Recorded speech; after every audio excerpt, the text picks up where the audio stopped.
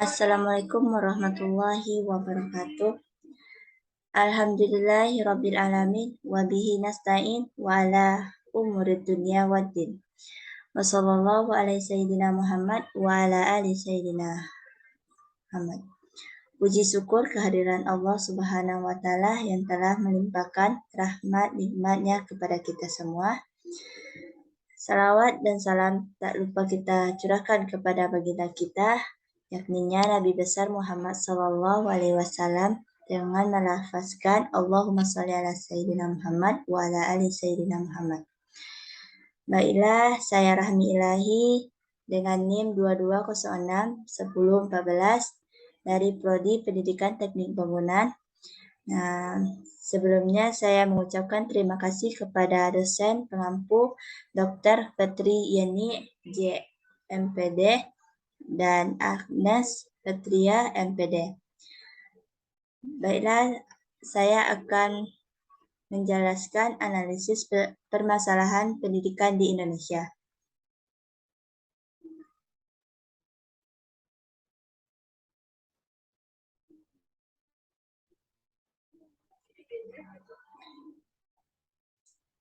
Mengenai penganalisis permasalahan di Indonesia ada 3, yaitu fenomena atau fakta permasalahan di pendidikan Indonesia, faktor yang mempengaruhi perkembangannya permasalahan, upaya penanggulangan permasalahan.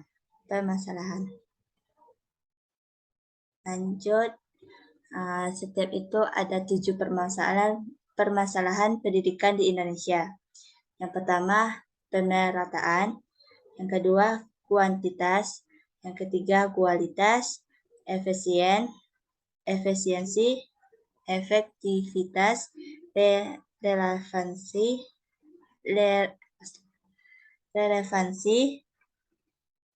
dan tenaga pendidik dan tenaga kependidikan. Yang pertama, langsung pemerataan pendidikan di Kalimantan. Fakta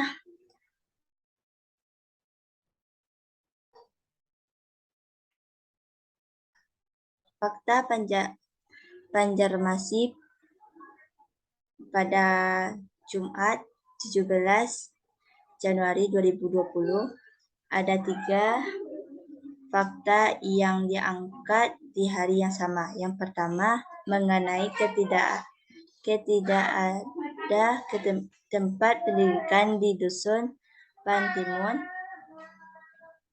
Yang kedua, adanya keluhan dari guru di kecamatan. Dan yang ketiga, mengenai kekurangan tenaga guru setempat. Faktornya, masyarakat kita yang umumnya berada di negara terpencil yang ekonominya lemah dan kurang pendidikan akan mengalami keterbelakangan sarana kehidupan. Letak geografis Indonesia, seperti yang kita ketahui bahwa Indonesia mempunyai wilayah yang sangat luas dan ini mungkin akan berdampak pada tiap meratanya pendidikan di Indonesia, khususnya daerah terpencil. Upaya yang bisa dilakukan adalah dengan cara melakukan pembangunan gedung sekolah secara merata, pembagian buku-buku pelajaran secara gratis, program pembagian peralatan sekolah secara gratis, pemenuhan menuju kesekolahan. Lanjut, permasalahan kedua yaitu kuantitas. Dengan di sini Anda memilih contoh yaitu ribuan siswa tidak tertampung di kota Depok. Dengan fakta yang pertama, jumlah sekolah tidak mencukupi. Yang kedua, karena sekolah di kota Depok sedikit dan penduduk di sana antusiasme yang ingin sekolah banyak.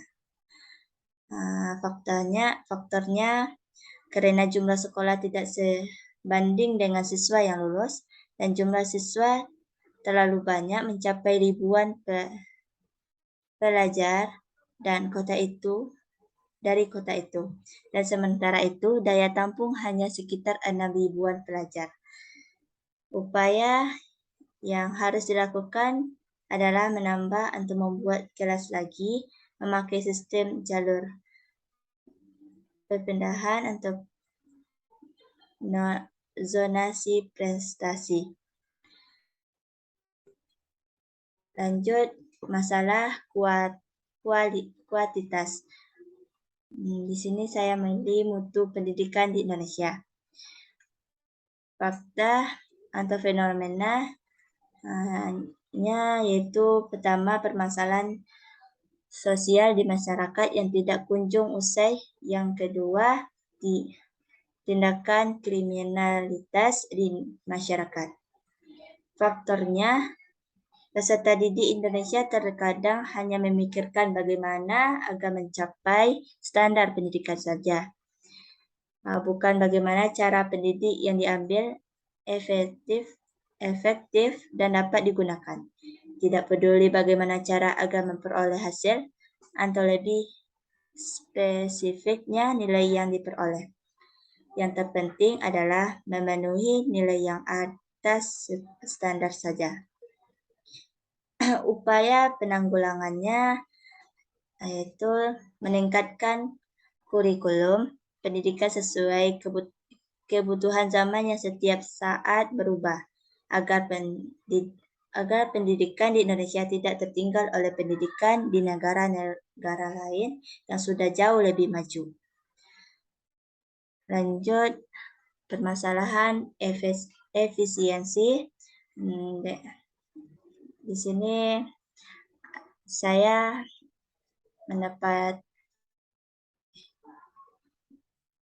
saya milih menakar efisiensi pendidikan di masa pandemi. Efisiensi fenomena atau faktanya yaitu yang pertama, sekolah dan proses pembelajaran pada saat pandemi terpaksa diberhentikan sementara. Selain itu, menghindari penyebaran konflik. Yang kedua, keadaan masyarakat miskin yang masih kesulitan untuk memiliki sarana ini, baik handphone maupun laptop. Selain kendala dari segi perangkat, ternyata dari segi SDM pun ada kendala, yakni tidak semua pelajar bisa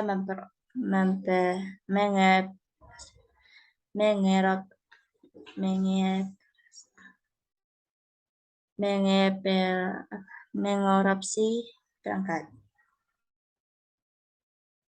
Bukan hanya pelajar, bukan tenaga pendidikan pun tidak sedikit yang masih gagap dalam menggunakan perangkat belajar daring itu. Faktor yang dapat pada pandemi konflik sudah 2 tahun melandas tanah air ini, banyak sektor kehidupan yang terkena dampaknya.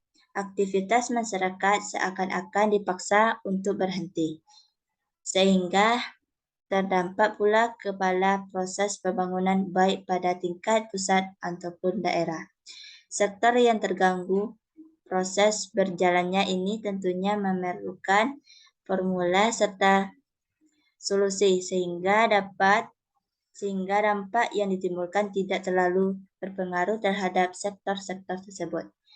Upaya yang harus kita lakukan adalah selaku masyarakat belajar serta memiliki tanggung jawab untuk mencerdaskan kehidupan bangsa dalam mengejar ketertinggalan ini. Jangan sampai terkena pandemi seperti saat ini akan berakibat terhambatnya proses tumbuh kembang peserta didik. Peran orang tua dalam pendidik dan memberikan pembelajaran di rumah juga merupakan salah satu solusi yang efisien. sehingga harapan ke depannya generasi penerus bangsa akan memiliki kualitas yang baik walaupun sempat terhambat oleh pandemi COVID. Permasalahan berikutnya adalah efektivitas. Di sini saya mendapat tentang pembelajaran daring SDN Tenjonagara. Di sini fenomenanya tidak semua orang tua wali siswa mempunyai handphone, kuota, dan perangkat yang dibutuhkan untuk pembelajaran daring. Faktor yang terdapat pada saat ini, pandemi COVID memasuki tahun kedua. Kasus COVID ini semakin meningkat, membuat sekolah melakukan pembelajaran daring kembali pada pembelajarannya. Hal ini bahkan menjadi kebiasaan dalam dunia pendidikan. Menggunakan pembelajaran dengan sistem daring, pembelajaran di saat pandemi ini bahkan sudah menjadi tantangan kembali bagi dunia pendidikan di setiap sekolah, baik untuk guru, siswa maupun orang tua. Salah satu sekolah tempat KKN tematik UPI 2021 adalah SDN Tenjonagara, Sumedang.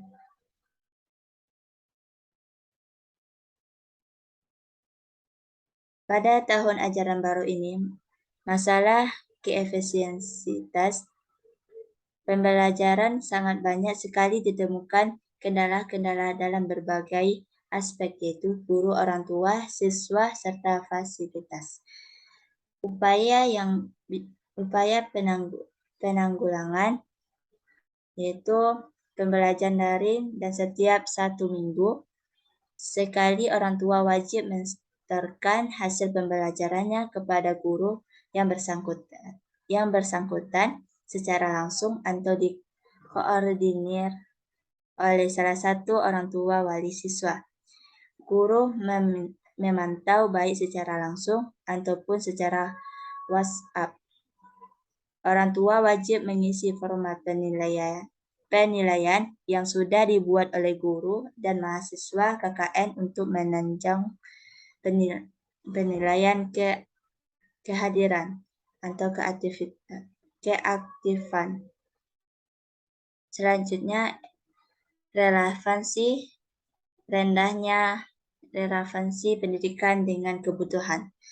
Fenomenanya yaitu yang pertama, lulusnya yang pengangguran. Yang kedua, masalah pendidikan yang mencangkup sejauh mana sistem pendidikan dapat menghasilkan kelulusan yang sesuai dengan kebutuhan pembangunan. Dan yang ketiga, adanya ketidakserasian antara hasil pendidikan dengan kebutuhan dunia kerja ini. Disebabkan kurikulum yang materinya kurang fungsional dengan keterampilan yang dibutuhkan ketika peserta didik memasuki dunia kerja. Faktornya yaitu lulusan tidak siap secara kognitif dan teknikal untuk melanjutkan kesatuan pendidikan di atasnya. Lulusan kejuruan dan pendidikan tinggi belum atau bahkan tidak siap untuk bekerja dan jumlah angka pengangguran meningkat. Upaya penanggulangannya diantisipasi dengan menentukan terlebih dahulu arah pendidikan yang akan dipilih. Selanjutnya, pemerintah hendaknya membuka lapangan kerja yang mampu menampung lulusan dan pemerintah tidak menggunakan sebagai uji coba.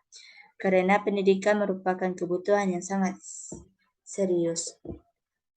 Dan selanjutnya, tenaga pendidikan dan tenaga kependidikan. Pendidik dan tenaga kependidikan. Contoh beritanya, contoh yang saya dapat itu menyimak dedikasi guru honorer di pedalaman Debak. Fenomenanya adalah guru honor memperoleh gaji sedikit, tidak sebanding dengan apa yang telah dilakukan atau perbuat selama ini. Faktornya, honor di pedalaman Kabupaten Lembak untuk menentu sekolah harus melintasi pembukitan, curam, dan tebing. Kondisi kian sulit dan berbahaya ketika curah hujan tinggi. Upaya penanggulangannya, pemerintah membuka seleksi CPNS dan memberikan peluang guru honor biar jadi PNS, dan kondisinya harus diperbaiki. Baiklah, sekian yang dapat saya jelaskan. Saya tutup dengan mengucapkan Assalamualaikum warahmatullahi wabarakatuh.